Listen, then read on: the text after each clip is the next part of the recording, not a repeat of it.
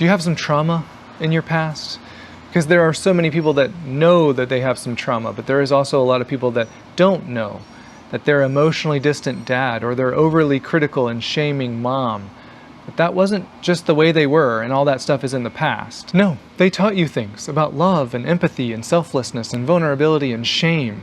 Your childhood was a classroom and you were learning things whether you realized it or not. And from the bottom of my heart, I'm so sorry that the person or people who were supposed to love you the most neglected you emotionally, physically, or God forbid, sexually abused you. I don't have words that would describe how sorry I am that they abandoned you when you needed them the most. I understand there is nothing that I can say to make that better. I just need you to know that I care about you. And I'm so sorry for what you had to go through. And I say all that because I care about your future relationships. I care about your most intimate relationships going forward.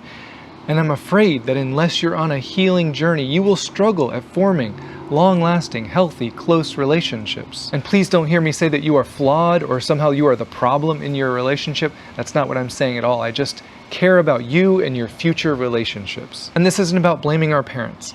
This is about healing. And healing isn't about perfection. You don't need to wait until you're perfectly healed to start a relationship or to have a healthy one. This is simply about direction and intentionality and growth and understanding how your trauma can negatively impact your most intimate relationships going forward. There's a saying that if you don't heal from those who cut you, you'll bleed on those who didn't. And that includes people you love, like your future spouse or children. And this isn't about comparing your trauma to someone else's. A lot of you won't even admit that what you went through was traumatic because you'll say, well, it's not as bad as what she or he went through. So I'll just sweep that under the rug and pretend that it doesn't bother me. It's not a competition. It's a community where there's no judgment or story topping or shame. It's a community of understanding. I'm not saying we all need to label ourselves as traumatized, but you better believe we should ask ourselves, how did my past affect me? Did my parents model love and selflessness and empathy for me? Or did they ingrain something else in me from a young age? Maybe you were made to feel like a burden. Maybe you were conditioned to believe that you will never amount to anything. Maybe your feelings and needs for connection and emotional safety were disregarded. Maybe you were taught that in order to be accepted or loved, you needed to perform. And this isn't about demonizing those who hurt you or blaming them for your current relational issues.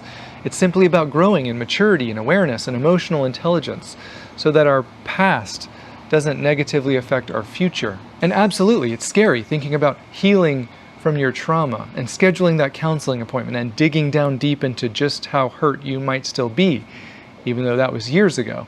Absolutely, that's terrifying. But I care too much about you to let you stay blind to the potential dangers of not being on a path towards healing. I care too much about you to let you get comfortable in any destructive patterns that you may have formed to stay safe.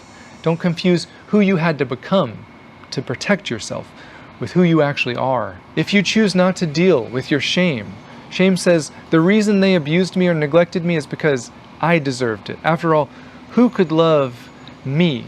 If you refuse to deal with that negative view of yourself, if you don't deal with your legitimate fear of abandonment, if you don't deal with the fact that you sacrifice and give and people please because at the end of the day you're trying to earn love and because you don't feel like you deserve to be served, do you find yourself apologizing for things that weren't your fault?